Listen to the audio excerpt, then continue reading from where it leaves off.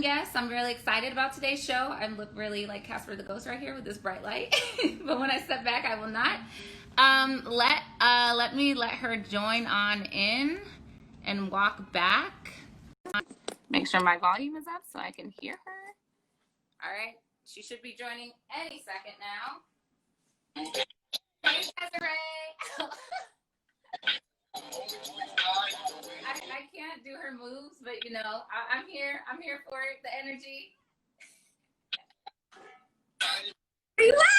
Is there music? I can't hear it. I can't hear it. She get it though. Wait, we can't. You guys couldn't even hear what I was dancing to, so I was... You were like, Repeat. Well, welcome. You want to roll that back real quick? No, but any guesses on what I was listening to? Something ratchet. I'm thinking. It was a motivational song. It was High by Juvenile. You a paper chaser. You got your block. Oh yes, perfect for a Sunday evening of relaxation and cooking. Moment of zen in the kitchen. But also to get people ready for the week ahead. True, because we're starting a new week again. Shitty week. Like, let's be real. These weeks have been rough. Yeah, I remember when I asked you to be on here and you were like, yeah, any weekend is good because what am I doing? And I was like, all right, well, how about this?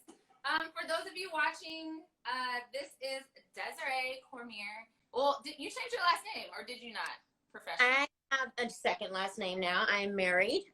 So it's Cormier Smith, but I still have... Nice. And she is going to be joining us tonight on Real Life Cooking. We are making barbecue chicken stuffed sweet potatoes with a pico de gallo on top, kind of like a southwestern route here. Desiree has her own cooking show every Sunday where she explores very amazing recipes and walks you through them, talks you through them, dances your way through them. And so I thought she'd be really fun to have on the show. Please, say a few words about yourself. What do you want the people to know about you before we get started? Well, thank you for inviting me to join you tonight. I'm a huge fan of yours. So I'm just happy to be here and learn a new recipe. Like Chefleen said, my name is Desiree. I am a foreign policy expert. I'm a former diplomat. I deal with a lot of heavy stuff during the day, lots of crises going on in the world right now. And so my sort of outlet for my creativity and what brings me joy is cooking, because I love food and I just love the process of putting together these various disparate ingredients to make something delicious and magical. And so I've just sort of been cooking a lot since quarantine, since I can't go anywhere. I also, in addition to not being able to go to restaurants, can't travel. So that's also been sort of helping me itch my little travel bug a little. Somewhere. Yeah. And at the end of every live that you do when you're cooking through a recipe, you always judge it 10 out of 10, 7 out of 10. What's the lowest you've ever gone? Because I'm actually really nervous that we're going to get to the end of this recipe and you're going to be like, yeah, this is like a 6. I think the first recipe I posted was like a 6 out of 10. It was really bad. Started doing these when I was doing my vegan fast for Lent. And so I found this recipe that was it was supposed to be a vegan, almost like a fettuccine, but the cream sauce was made with white beans. And instead of acknowledging that in my head, I had already for some creamy, cheese. You were ready for the cheesy fettuccine situation, and then you got refried greens on pasta. It was so bad. I'll never do it again. I can't even eat white beans anymore. Like cannelli beans, I'm scarred for life. Okay, well, I think that you're going to like this recipe because, it has some familiar flavors, barbecue. Yes. Who doesn't like barbecue, so we're already ahead there. Let's go ahead and jump into cooking, and then we can have some more conversation as we start cooking a little bit longer. If you are joining us tonight and cooking along, which no one ever does, I don't know why you guys don't take advantage of this fun, free time to act like you're in a game show in your kitchen and cook with me. But if you are, please feel free to ask questions. Even if you aren't, if you have questions for me or Desiree along the way, Facebook or Instagram, I have them both going. And I have TT Lyle is back. She's been gone for all this time. And now, you know, we are learning how to manage with this pandemic, getting tested, wearing masks. And she is back on the ones and twos. I'm so excited to have her back here in the house. So yeah, if you have any questions, she will relay them to us. So please feel free to ask questions along the way. So the first thing that we're going to do is we're going to get our chicken going, and we're going to do an unusual method, sort of, especially for Black people. We're going to poach, which, you know, look at Desiree's face. Desiree is like, I have tried this, and I was skeptical at first, but I'm a believer now. Okay, yeah. So we're going to poach. Poaching is a really good way to get flavor, and not a lot of fat, because it uses no fat except for the fat that's going to come off of the chicken. And it's really important to use, when you're poaching, you want a slow, low simmer. You do not want to boil, because you're going to start making those proteins really tough. That's where you can go wrong from poaching. So we're going to season our water, or actually, we're going to bring over, and I totally lied to you because I didn't even remember my own ingredient list. You are going to fill your your pot with the chicken broth, because that is flavor. Do we have a question? Yes, question. How can we make this a fattier option? How can you make it a fattier option? Well, we're using a pretty fatty cut of meat. We're using chicken thighs. And we're going to shred this. So you wouldn't really want to use chicken thighs with like skin or bones necessarily. And it's going to have a lot of flavor. Like, just because there's not a lot of fat doesn't mean there's no flavor. I promise. And Desiree is not going to lie to you at the end. I promise that too. That's true. I might like try to say it's amazing, but just watch my face. I can't. She cannot lie. So yeah, you're gonna put your chicken broth, I don't know that whole thing, you're just gonna put it in, because we want our chicken to be submersed inside of this liquid. So you're gonna need that whole thing. Again, I didn't read my own ingredient list, so I have just plain water. So Desiree's is actually probably gonna taste better than mine, because she's already starting with flavor, and I have just water. I'm gonna check if I see I have some bouillon, and maybe I'll throw that in there. The next thing that we're gonna do is add in our seasoning. And I sent these seasonings, so we have the same exact barbecue seasoning. It is from a company called Kaivan, which is a Black-owned company based in Atlanta, I believe, in Georgia. I don't know if Atlanta, but Georgia for sure.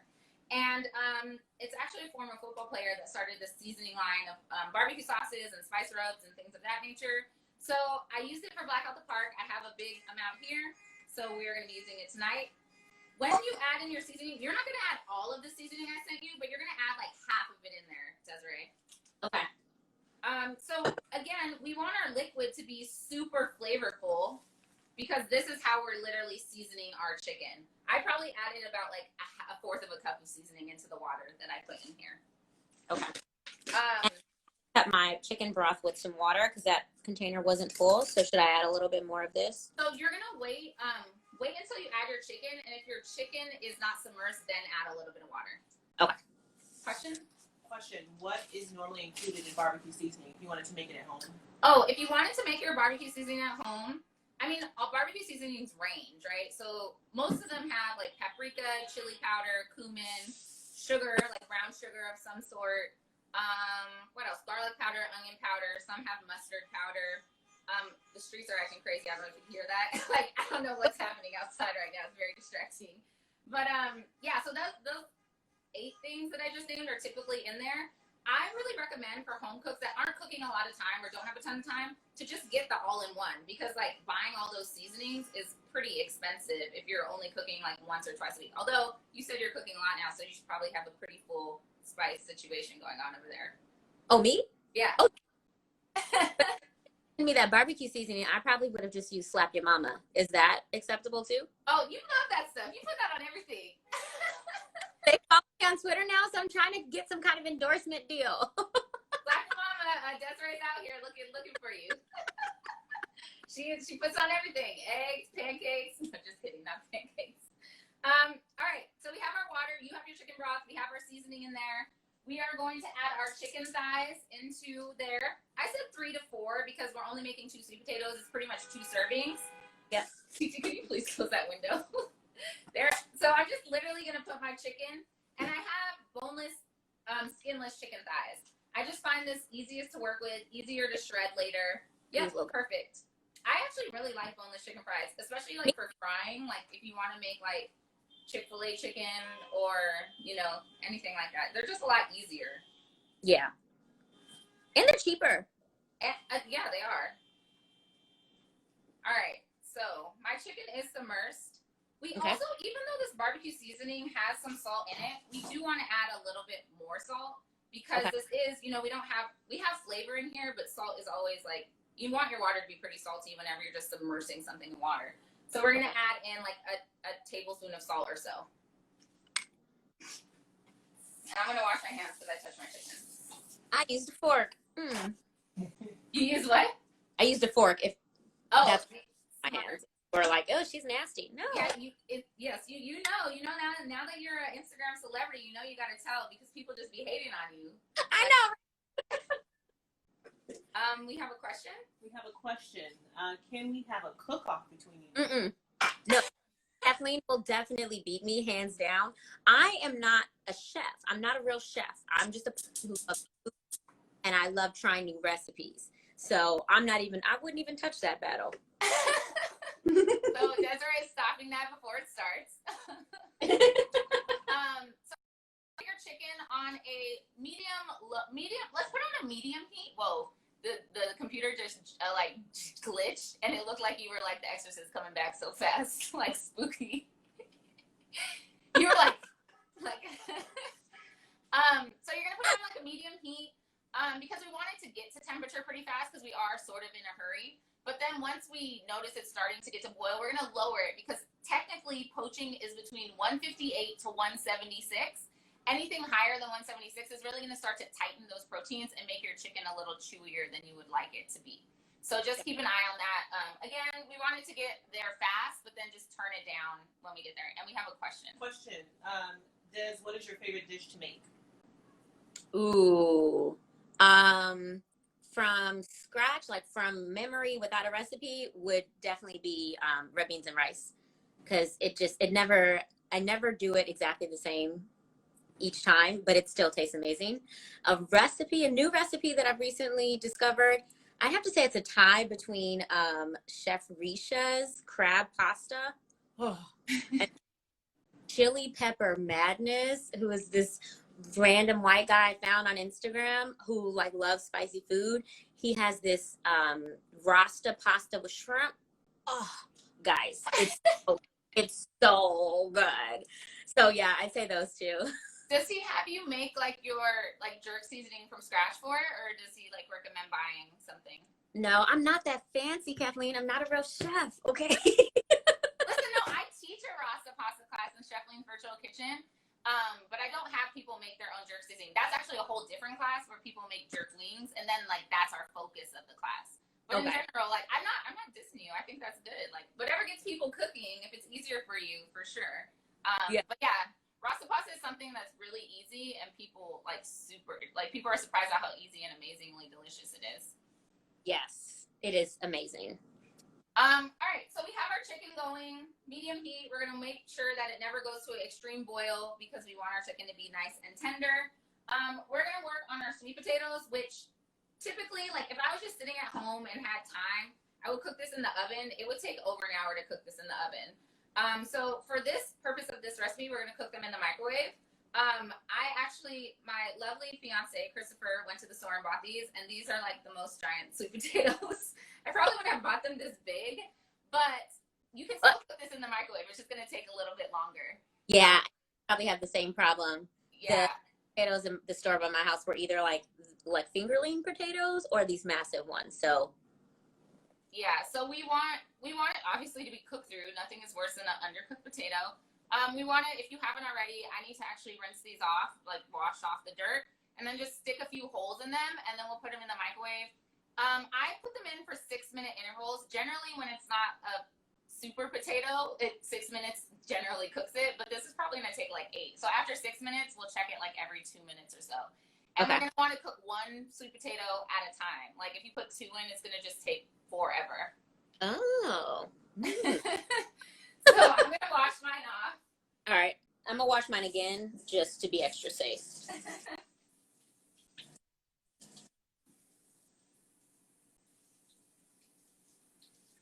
These are so big.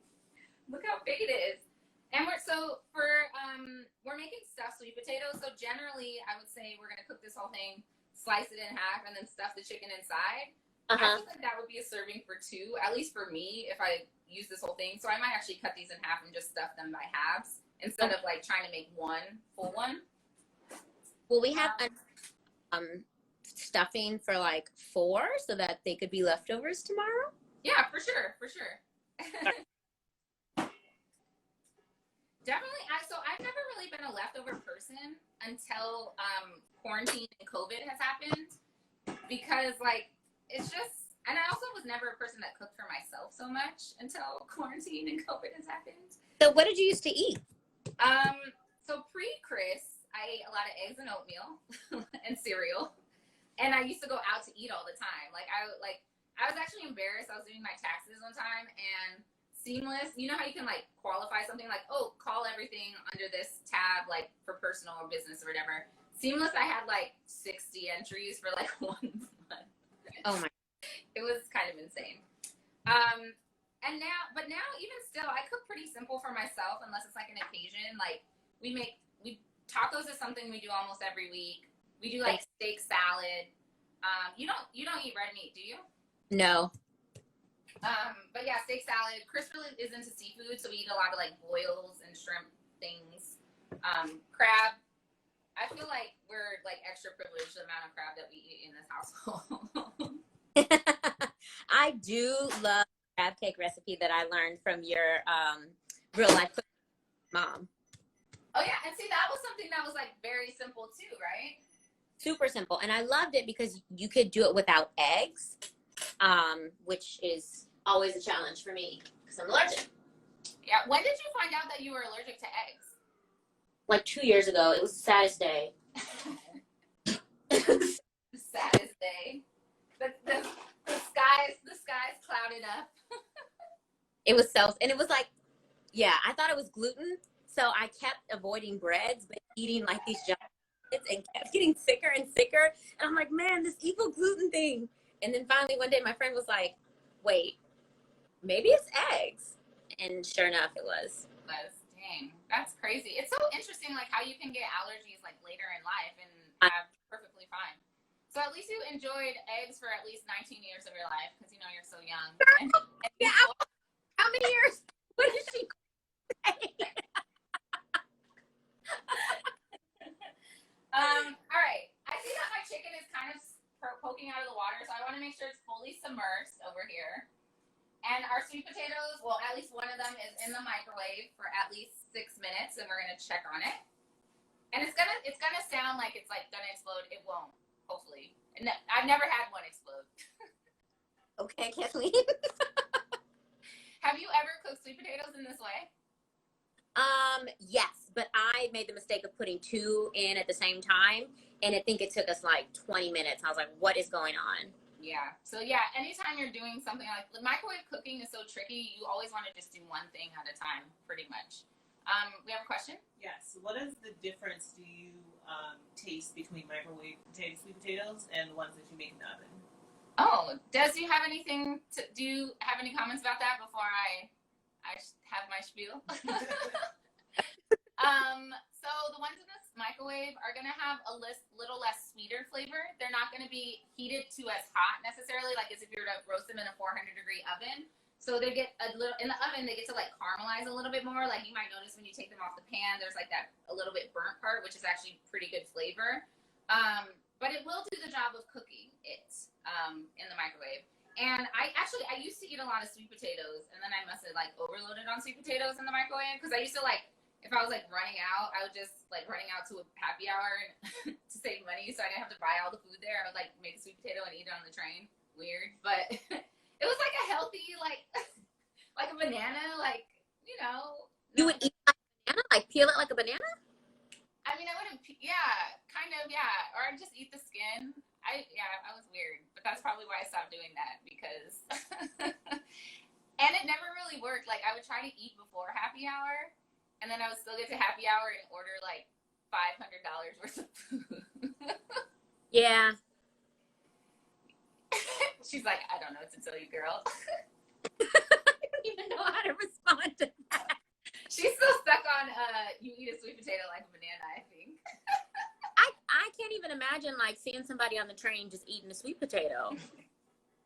Yeah, I actually realized because like, you know, in California, so you also grew up in California, like when you're in your car driving around, like you just eat on the go all the time.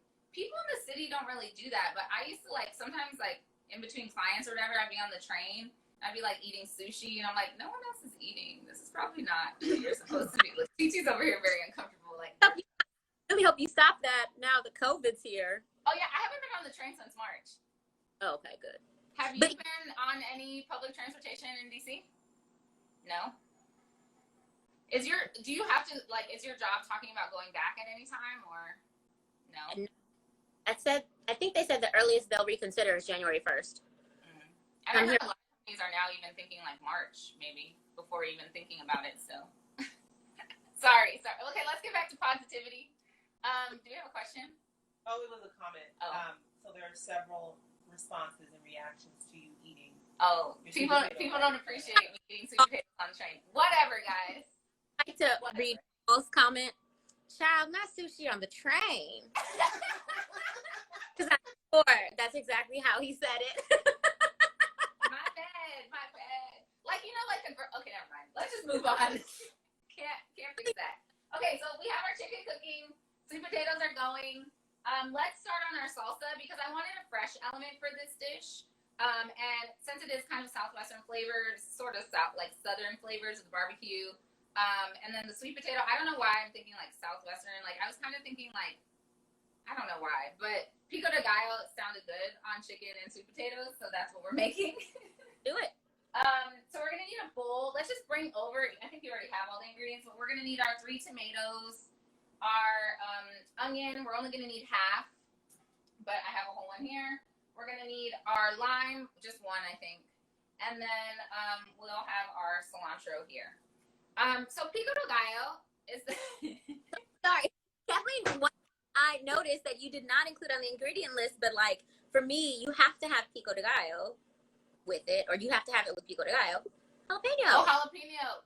Yes, you do have to have, well, yeah, you do and you don't, depending on your liking of spice, but you like spice, so I'm glad you have it, so we can tell the people. All right, so we're going to save the jalapeno for last, though. Yes, you're ready to chop. Because, I'll explain why we're saving it for last. The first thing we're going to do is cut our tomatoes. I'm also going to grab a bowl so I have somewhere to put them so I don't overcrowd our cutting board space. Yep. So to cut our tomatoes, we are going to get the best, most precise dice, we're going to cut off the top, cut off the bottom, and then cut like straight down, stand it up on itself and cut straight down. My sweet potato went off. Should I check it? Yeah, you can check it. Yours didn't go off? Did you put it on for 6 minutes? Like 6:20. It's going to go off right now. I'll check mine. Okay. All right. It's hot. Ah! Super hot. It's very hot. What are you looking for in terms of the...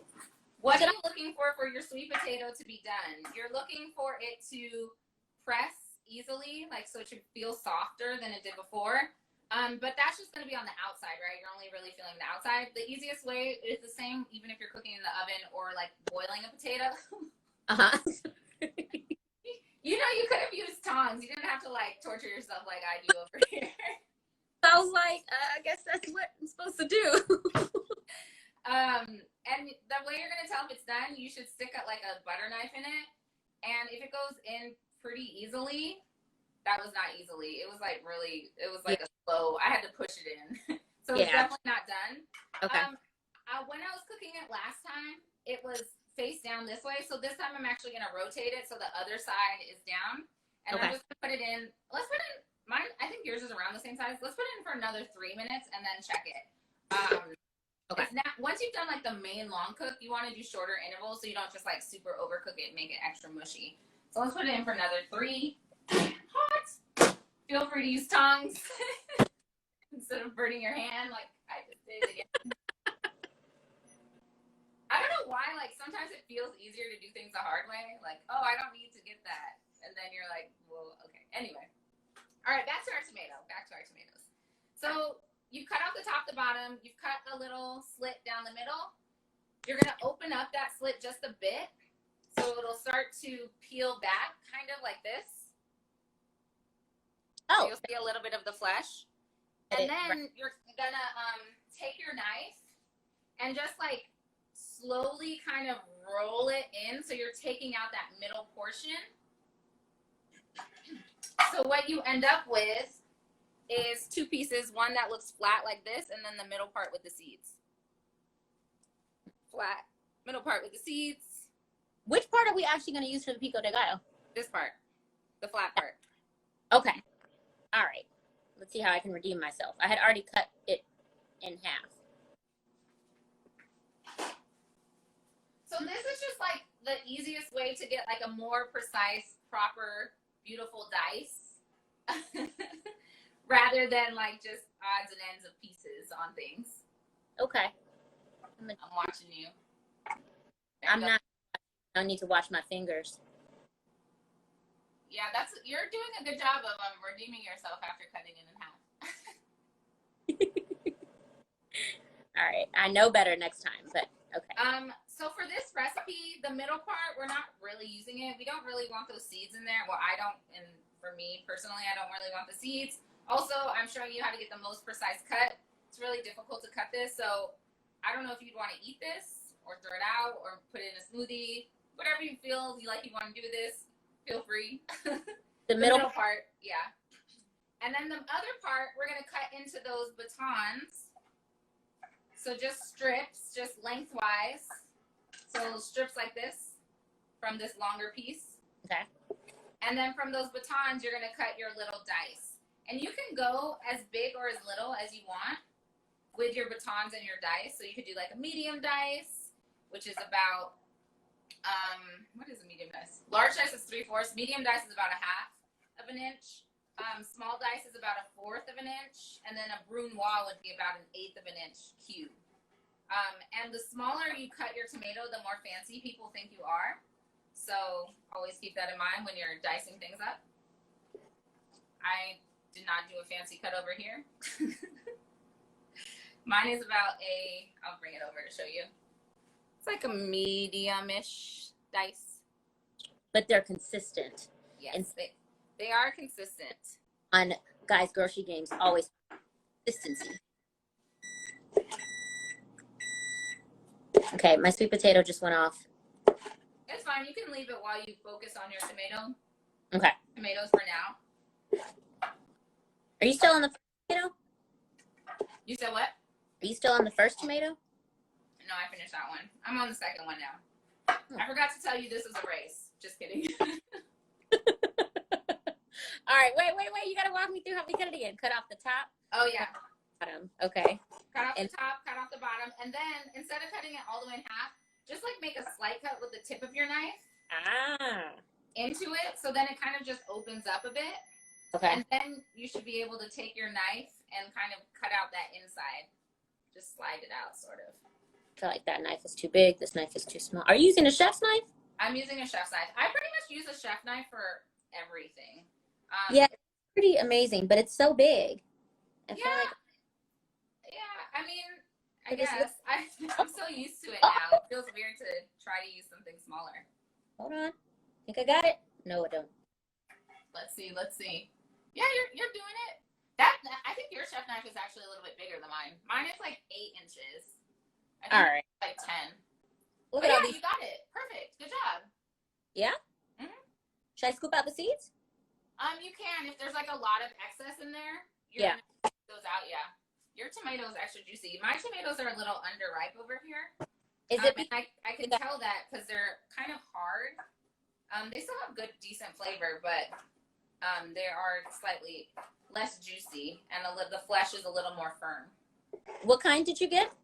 I don't know what these. I think these are the plum tomatoes, but plum tomatoes and Roman tomatoes are basically the same shape. Okay. They just have like a little slightly different flavor because they're like from different regions or whatever. Got it. All right.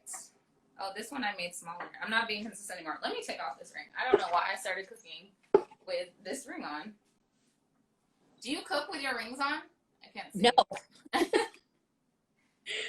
No, not at all.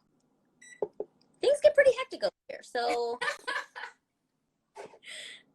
I like to leave my jewelry in a safe space. Yeah, I was just telling my friends this weekend, like, I don't wear my rings, like, I only have one at the moment, but I don't wear my ring anywhere that could potentially, anything could go wrong, because I'm already, like, pretty clumsy and, like, forgetful, so nice and safe. Agreed. Okay, should I put these little diced tomatoes in the bowl? Yes. Okay. Pretty much anytime you're dicing something, once your cutting board gets a little full, you always want to move it to wherever the next place is, just because it helps you be a little bit more organized. Yes. Also, before you start your next tomato, just take a second to check on your chicken, make sure it's not like over boiling. Okay. And also check on your potato. Okay. Which my potato, I can tell it's good now. It's very soft. I'm gonna stick my knife in. It goes in very easily. So I'm gonna put this to the side and put in my other potato. Okay. I think my potato's done, but my chicken, oh yeah, this is good. My chicken isn't boiling yet. Is that okay?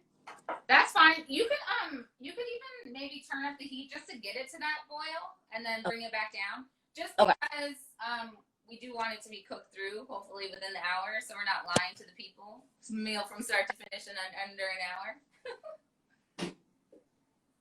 But just keep an eye when you do raise the temperature, that it never gets to like a crazy boil. Okay. So I'm just gonna put my sweet potato on a plate right here now. Okay. And then back to our tomatoes. Cut off the top. Cut off the bottom. Yep. Small little slit in the middle. Yep. Middle on the very edge. Yep. Open it open just slightly. And then you should be able to roll your knife along the flesh on the inside and get that outside action. Here we go. There we go. Oh, not all the way. Third time's a charm. The second time was a charm for me, and then I got too cocky. That's like at the gym, like when you're working out. Like the first set is like blah. The second set you're like yeah, and then the third set you're like I'm tired. Like that was enough.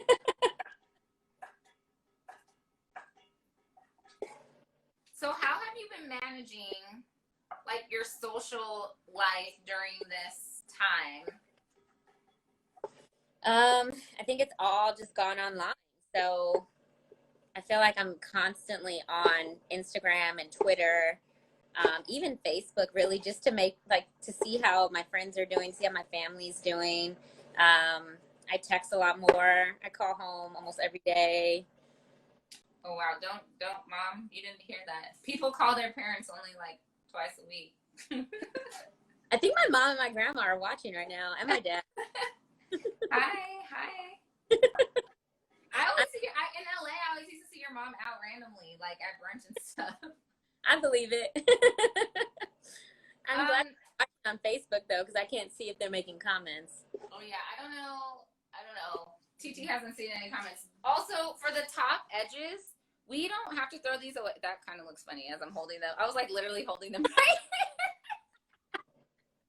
The top edges, you can actually cut into slices and use that, like cut into the dice. The bottom one for sure. The middle, the top part, you're gonna want to cut off, like cut around that middle section. So just cut slices from there.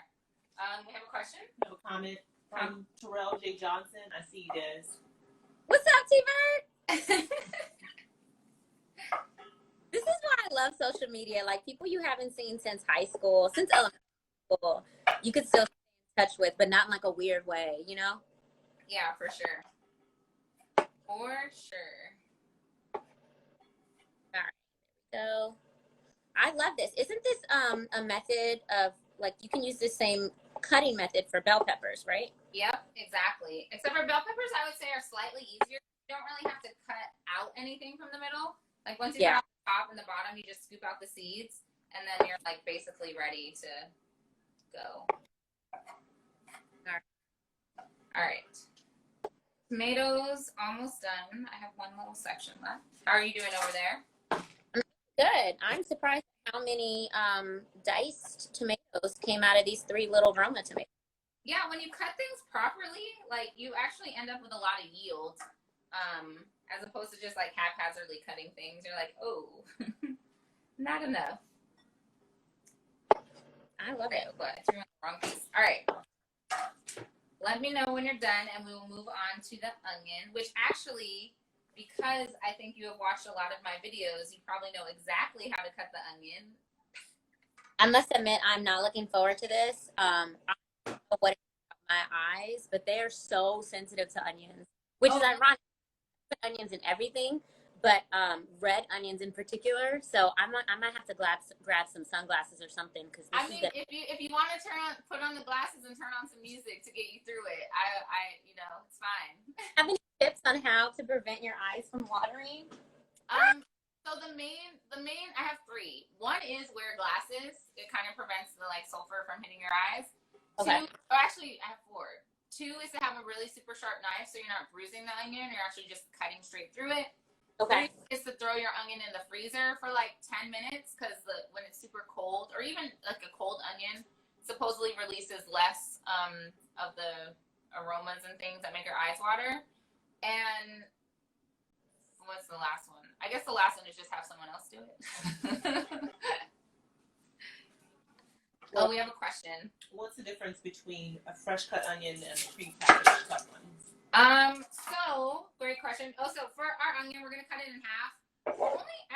My onion is pretty big, so I'm only gonna use a 4th of it. Honestly, I don't want my pico de gallo to be just overrun by onion, so I'm gonna cut it in half and then in a 4th again. I don't know how big your. Oh yeah, go ahead and grab your glasses.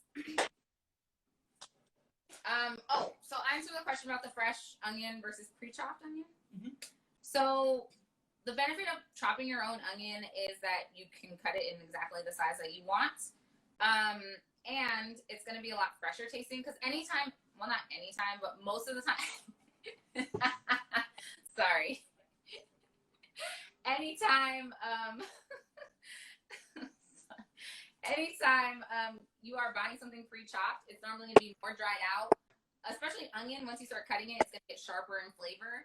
So I would, unless you're making like a soup or something where you need like a ton of onion, I would definitely recommend chopping your own onion, especially something for fresh pico de gallo. The chicken's boiling. Okay, I turned that down, right? Oh, I never turned on my, yes, turn down your chicken, make sure your sweet potato's going, because mine definitely wasn't. Mine, it just went off. Whew. So you'll probably need, if it was about the same size, you'll probably need another 3 minutes or so. Okay, I flipped it over too. Remember. Okay, now to get to this onion. So, was your onion gigantic? Pretty much. Okay, yeah. So cut it into this 4th, yeah. And then we're gonna do the same similar method that I've shown you a few times. You're gonna bring it to the edge, keeping that root end intact. And you can do it the same way. Cut it horizontally a few times. It works the exact same way as if you had half the onion. Okay. Oh no, my root didn't keep it together. I cut it off wrong. I know, my root is like barely hanging on. All right, here we go. All right, so cut it horizontally, cut it vertically. This is a little bit more difficult when it's a 4th. Really try to use the tip of your knife, because it's going to be more sharp. Okay. And it'll help the onion not fall apart as much. And then turn it back to the same way it just was. And then you're going to cut it into that dice.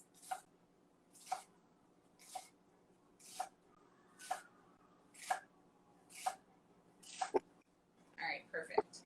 And then just add that to the bowl. And remember, try not to scrape your knife on your cutting board like I almost just did. So you don't make your knife dull.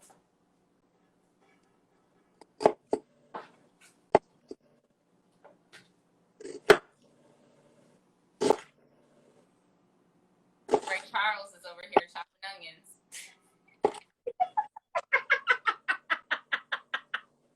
You're lucky I couldn't find my goggles, okay? You just have a scuba mask on. It's working though. Okay. You're almost done. There you go. There you go. All right. Single tear. All right. Your knife is huge, Desiree. You might want to get a smaller chef's knife. That's what she said.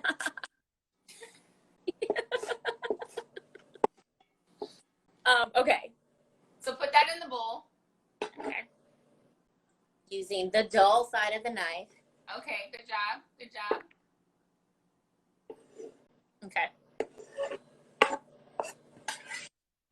Yep. Awesome. Now, so we have our tomatoes, our onion, our chicken is cooking. Our chicken actually might be cooked done already. Okay. How we're going to check that is literally take a piece out. I'm going to actually turn off because I know my chicken's cooked. Take a piece out and literally just look inside and see if it's like pink at all. I know mine is not just because of the texture of it. Okay. And we're going to just leave it in that liquid, but just turn it off. But only if your chicken is cooked. I know my chicken is cooked. If it's not, just leave it at that simmer for a little while. All right. Let me check. Is anyone cooking along? I don't think so. No one wanted this amazing, delicious, easy recipe. Easy. Oh, I was like, why is everything so dark? You Okay. forgot you had them on? Yeah. I All think right. So, pretty done. yeah, you're checking your chicken. Yeah, that looks done. Pretty good, right? Yep. So Okay. you could just leave it in that liquid for now. Okay. Generally, if you're poaching something, I would say to take it out, but it's not. I don't think it'll overcook, especially because we're gonna smother this chicken with barbecue sauce in a second, so that'll keep it like really juicy as well. Nice. So let's finish up our pico de gallo. We're gonna chop up our cilantro, just about like a little handful or so. So I just took that off the bunch. Okay. Right here. I don't use the stems. I just use these top leaves. And I'm going to rinse mine off because I actually didn't. Yeah, I already did that. But okay. Nice. Cilantro has a lot of sand hiding in it sometimes, depending on where you're buying it from. So you're telling me to do it again. Okay. Let me get one of those. What is the best way? Can you still hear me? Yeah, I can hear you. What is the best way to store cilantro and other like herbs? That's a great question. The best way to store herbs is the most convenient way to store herbs is to wash them, dry them, like completely dry, like with a salad spinner if you have it, and then wrap it in paper towel and put it in the refrigerator. And then so you can just pull it out and it's already washed. I will say once you wash your herbs, if you don't dry them all the way, they will go bad a lot faster than if you don't wash them. Because you can just not wash them and wrap them in paper towel and leave them in the fridge, like in a Ziploc bag, and they'll last probably, I would say, at least 3 days longer as if you don't wash them. Okay. That makes sense. I feel like I said the same. Okay, so either don't wash them and wash them whatever you're going to use, or wash them completely, dry them completely, put them in paper towels, and then store them. Yes. Either way, you're going to wrap them in paper towels and put them in a Ziploc bag and put them like in the drawer. And they should, like parsley lasts a very long time. Flat leaf parsley, which I know a lot of recipes call for it, and like most people leave it out of their recipes, but it is a very essential ingredient to add like freshness sometimes. Yeah. Parsley can last for like 2 weeks. Part of your herbs like rosemary, sage last for a long time. Basil not so much, mint not so much, depending on how your fridge temperature is. But I haven't worked out the science on the exact fridge temperature for those things. Question, how would the recipe change if you couldn't find the exact ingredients? So if you had white onions instead of red onions, or the big fat tomatoes instead of the cute little small ones? I will answer that question in 1 second. I want to get us chopping our cilantro. So you're going to just bunch it up and then just chop it. Shouldn't take you longer than a minute to chop up your cilantro, the amount that we have here. Just try to make your knife cuts as small or as close as possible. So then the next time you run your knife through, all the work is mostly done already. Just make sure you're protecting your fingers a bit. If you were not able to find all the ingredients, like exactly what we use, that's perfectly fine. Pico de gallo is tomatoes, onion, jalapeno, as Desiree pointed out, cilantro, and lime. Any basically what is the word? Iteration of that is going to be pico de gallo. It's all going to have slightly different flavors, of course. Like white onion, I think tends to be a little more sharp than red onion.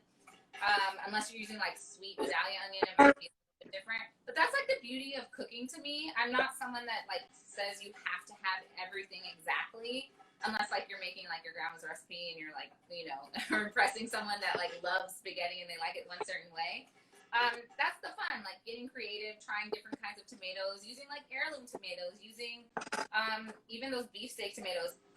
When it comes to the chopping method of the tomato, I chose the plum and Roma tomatoes today because they are a little bit easier to cut in this method than the beefsteak or the on the vine. Also, on the vine have such good flavor. Like you wouldn't want to cut out all that inside and like just waste it in a sense. As opposed to these, like these are kind of like the most basic tomato to me in my mind.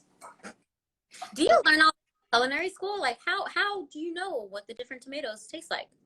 I mean, from experience, really. Like you don't really know without tasting things. Like you kind of learn profiles and things, but until you really taste things, you don't really know. Fair. All right, so our cilantro's in the bowl. We are gonna add our lime juice, Okay. and we're not gonna cut our lime straight in half like you might have learned your whole life. We're gonna cut them slightly off center. Okay. So we can maximize the amount of juice. So we end up with 3 pieces. One little half, like, look, it's already dripping. That's amazing. One little third like that, and then 1/3 like that. That will look like that. And then you're going to just squeeze your juice in. And I would start with, like, half of it, stir it around, also add some salt in here, and then taste it. And then, Desiree, you need to cut up your jalapeno, which I can walk you through. Or you could just show us how you do it on, how you would do it on your show. Nope. Go ahead and walk me through. Come on. Your show is so entertaining. Like, come on, Desiree, please. Okay. Now I feel like I'm on the spot. All right. So here's how we're going to do this jalapeno. You see my cutting board? Okay. Yep. So I'm going to take a paring knife because my chef's knife is fungus, and this is a little jalapeno. So I'm going to cut the tip off. Am I doing it right? Yeah, this is your show right now. This is your interlude. Okay. And this, okay, yes, might not be the professional jalapeno, but this is cut. Oh no, where'd she go? Huh? Can you hear me? Hello? No, go ahead. Yeah, go ahead. Okay. Yeah, go Now ahead. it down the middle. Oh, the pressure. Oh, I just messed it up. Okay, whatever. It'll do. So depending on what I'm using it for, if I want it spicy, I'll leave the seeds in. But if I don't want it spicy, then I will take a teaspoon and scoop it out. So I'm going to, is this right, Chef? Is this right? That's right. Mm-hmm. You want to Okay. Okay, all right. So I'm going to leave in half of the seeds, and I'm going to scoop this one out into my trash can. So I'll be right back. Okay. Wait, those sound effects. You can like literally hear you scraping it. And then, so since we have a small dice Pico going on here, I'm going to do the same. And I'm going to chop this up. Okay. And then same thing on this side. Oh, you like a lot of spice. Mm-hmm. So I would have stopped with like 3 little strips of the jalapeno. Like, that's enough.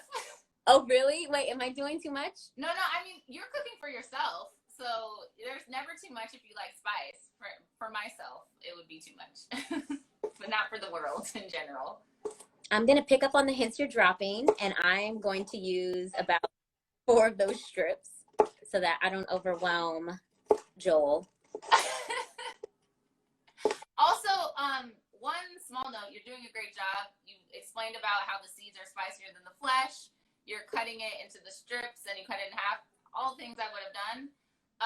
I always taste my jalapeno. Like, I just bring a little small bit to my mouth to taste it before I add it into anything, just so I know what I'm dealing with before I add it all in. Because they're all different spice levels, too. I can dig it. Okay, so it's not, so now you know, like, how much you would want to add into your Pico. Yep. Okay. I think this is good. So I'm going to put this in my bowl. I've already squeezed 1/3 of the lime in there. Did you do anything else? Nope, I'm just adding some salt now, and then we're going to mix it up, and then you're going to taste it and see if you want more salt or more lime juice. Those are the main, I mean, obviously the vegetables, but the salt and lime juice are going to be the main flavorings of this Pico de Gallo. It should taste like really bright, really limey. I I like a lot of lime juice in mine, like more than most people probably, but. Me too. All right, I'm excited to taste this. Just get there. I like mine. I'm gonna add a little bit more salt. I'm gonna add a little bit more lime juice. Should we add pepper too or no? You said what? Should we add pepper too or no? If you want. I typically don't. But you can. It's not like a hard fast rule that you don't have to or you have to. Totally your preference. Okay. I hope no one Latin is watching this like, no, you always add pepper. Like, I'm sorry. I don't think it is. All right, so let's put our pico de gallo to the side now that we like it. We're going to grab a bowl for our chicken, which I don't actually have a bowl. I'm going to use this pot as a bowl. And then empty my dishwasher. We're going to add our chicken to this bowl.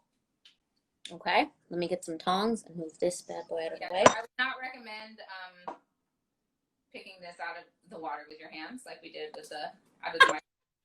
No, I know better than that. And then this is like super cool. I learned this a few weeks ago, and it made me. Oh, I also need to finish cooking this sweet potato. I need to put this on for another 3 minutes. Oh, yeah. I learned this a few weeks ago, and my life will never be the same. Using a mixer to shred your chicken. Have you ever done this before? Okay, yes, because yes, but it gets a little messy. So I would love to see how it works for you, because the one time I tried it, chicken was like flying in my face, and it was not worth the risk. All right. So the key is having a big enough bowl for the amount of chicken that you're doing. So I have a pot, but I only have 4 pieces of chicken in here. And then I'm literally only going to have one chicken at a time, and I'm going to just turn it on and try to get one piece at a time. I'm not like mixing it like a cake all around. I'm literally trying to focus on one piece of chicken at a time. And it's on low. It's not on high. Should I get a bigger bowl? Oh, there's the chicken that went flying. Right. What did you say? I asked if I should get a bigger bowl. Oh, I didn't see your bowl. Let me see. That should be fine.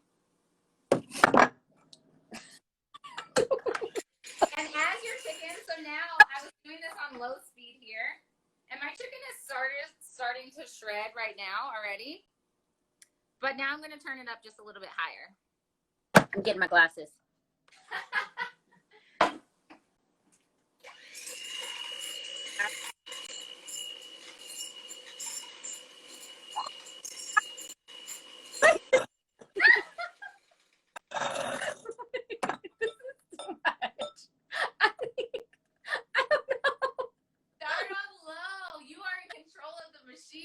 Desiree? Have a really aggressive mixer. Oh. Maybe that's what it is. Because the low is already like. This isn't for me. This is not for me. It's not working for you? Okay. I either can get a larger bowl or I could just shred it with 2 forks. Whatever works for you. I just thought this was the most magical trick I've ever learned in my whole life. And I'm sad that it doesn't work for you. I thought you were going to be amazed. I'll be back.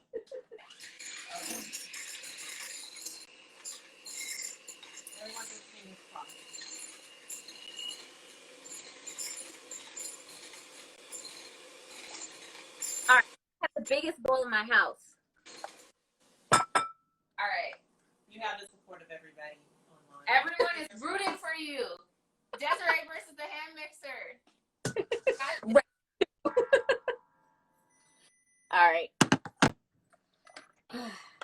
So you said go like 1 piece of chicken at a time, right? Try. It's going to move, obviously, but like don't try to just go around until it starts to shred a little bit. Then you can go around.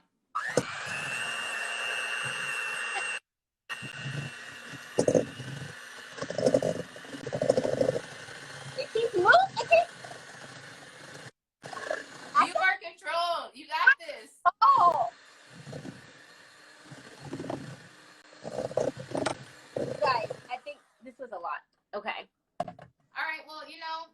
reports. I mean, we made some progress. This is mine over here. Yeah, that looks good.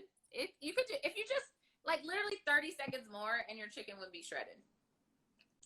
I already have chicken all over this place. Okay. I don't know what is wrong with mine. They keep flying everywhere.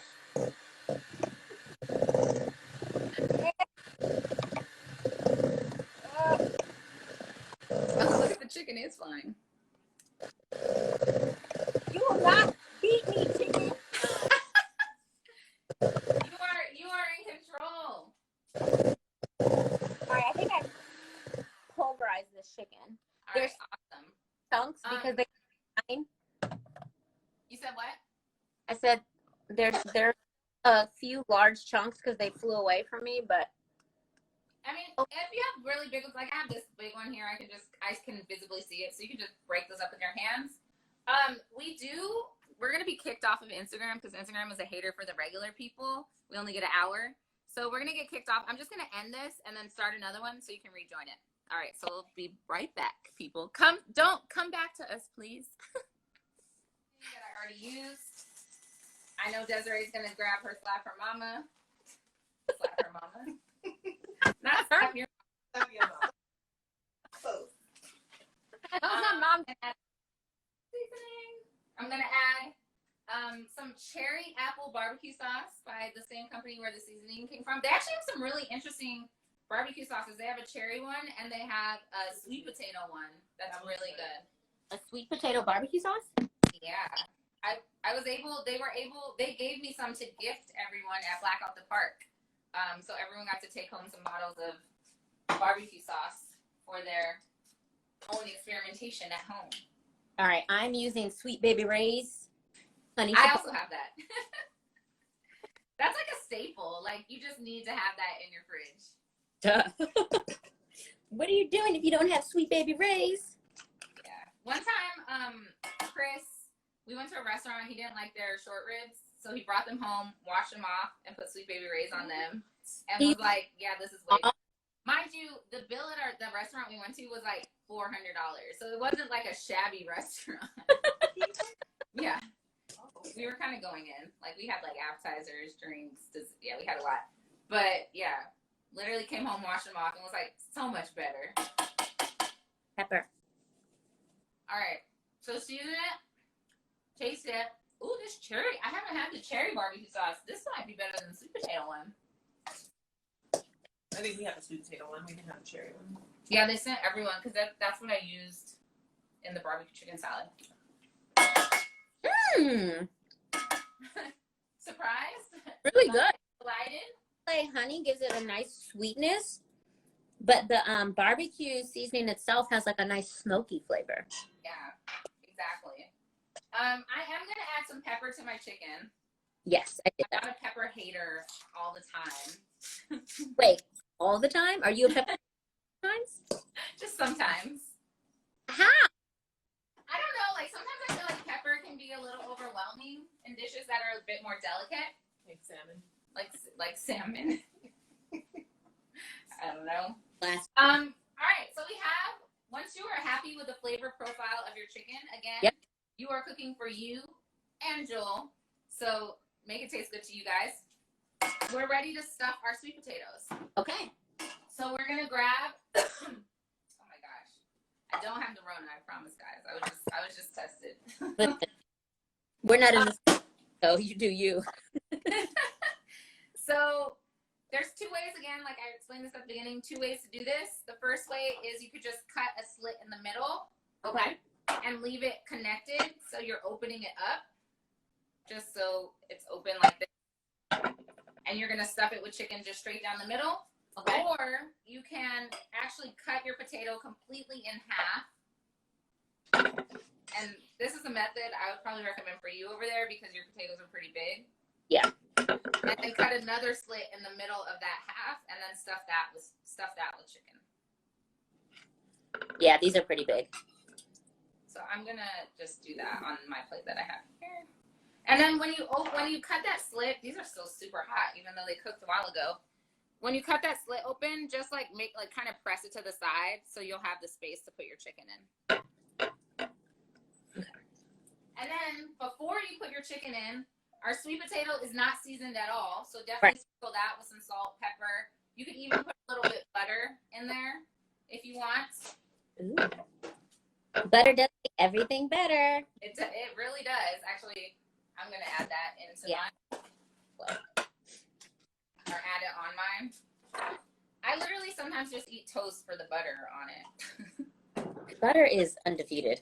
It really is. All right. So butter, salt, pepper. Even like garlic powder might be nice here. Garlic powder? Yeah. Okay.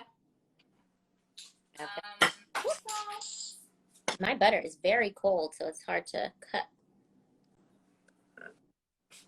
How long would a recipe like this last? A recipe like this would last. This is actually a really good recipe for meal prep. It would last like 4 days, I would say, if you made them and stuffed them. Oh, chicken lasts a good time. Potatoes last a good time. You could even like make this chicken and freeze it. I don't know if I would freeze the whole thing all together, but also I was gonna say if you have extra chicken, yeah, I would keep the juice you poached your chicken in and actually put some of that juice in with the chicken while it's in the fridge, so it stays nice and moist. Got and it. then when you go to heat up your chicken later, you can heat it up in that liquid, so then it's like flavorful and moist as well. All right, let's stuff our sweet potatoes with our chicken. Okay. Our chicken that we took control of with the beater. Listen, those of you watching at home, don't try it. Do not try that at home. Protected. I 10 out of 10 actually recommend it. Yeah, but Chefleen is professionally trained. I'm just trying to eat. All right, so stuff it with as little or as lot of the chicken as you want for your portion size. Okay. You want to eat. And then we're just going to top it with our beautiful fresh Pico de Gallo. Again, when I actually literally designed this recipe. Sometimes I just look and like tweak other recipes, but this one I was like, this might actually be really good. I'm excited about this. Because the sweet potato is like very sweet. The chicken is pretty hearty, so the freshness is really needed here. So that tomato and lime juice is going to be just really good on top of that. Now, if you were meal prepping this, I would keep your pico de gallo separate until you're going to eat it, because you don't want it just hot. Yeah. All right, so there we have our barbecue chicken stuffed sweet potatoes. And now is the moment of truth. Oh, yes. That's right. Wait. Shows us her plate and tastes the food. Are we putting avocados on this? Oh, yeah. So you yes. I actually don't have avocados here. Man, I'm very underprepared. I haven't been home all weekend. Yes, the optional toppings are avocado and sour cream, if you like sour cream. Sour cream, again, is like another cooling kind of element on there. And avocado with that Southwestern vibe will go really nicely with this, I think, as well. Yes. All right. I'm going to taste this like this before I put my avocado on it, because I know we're already past the hour. All right. All right, let's do it. Let's get into it. Are you not going to taste it? Oh, yeah, I guess. I don't normally taste on this show. I'm just like, bye, guys. How are the people supposed to know if it's good or not? I mean, I've been a chef for 12 years. I've won Chopped, you know. Listen, I don't have those creds, so I need to. You gotta let them know, like, I got to know that this is pleasing to the palate, All and right. I also need to know if it's a recipe worth doing again. For sure. All right, so just make sure when you get your bite, you get the potato, the chicken, you get a whole layered bite here. Don't worry. All right. Should I show people what it looks like? Did you show people? I'm eating. This is good. This is You guys see juicy that? over here. Oh yeah, beautiful. All right, here we go. Time for the moment of truth. Wait, this is so good. Yeah? Oh, I might not have time for your moment of truth. Well, there's a lot going on in here. Okay. All right, we're going in. Look at that. Oh, that's a giant bite.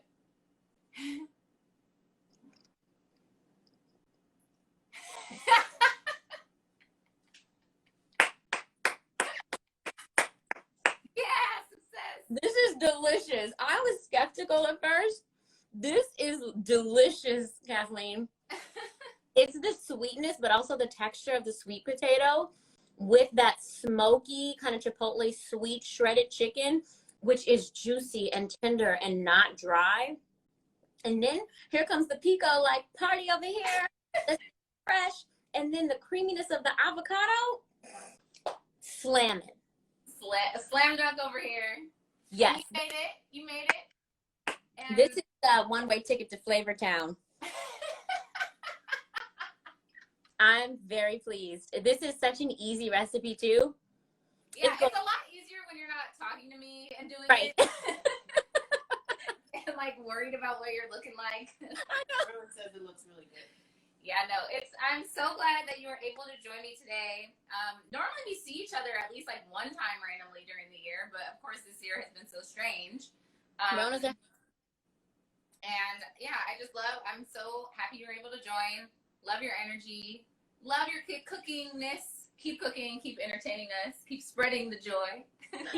Thank you for inviting me. You know, I'm always a huge fan. For everyone who's watching, sign up for Kathleen's virtual cooking classes. They're so much fun and informative, and it's a great like group activity.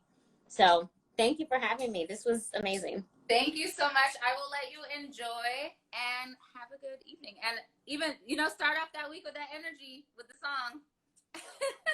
You a paper chase. I would play it, but you guys said you couldn't hear it, so I'm not about to dance around it. All right. See you later, Des. Take care. Bye. Bye.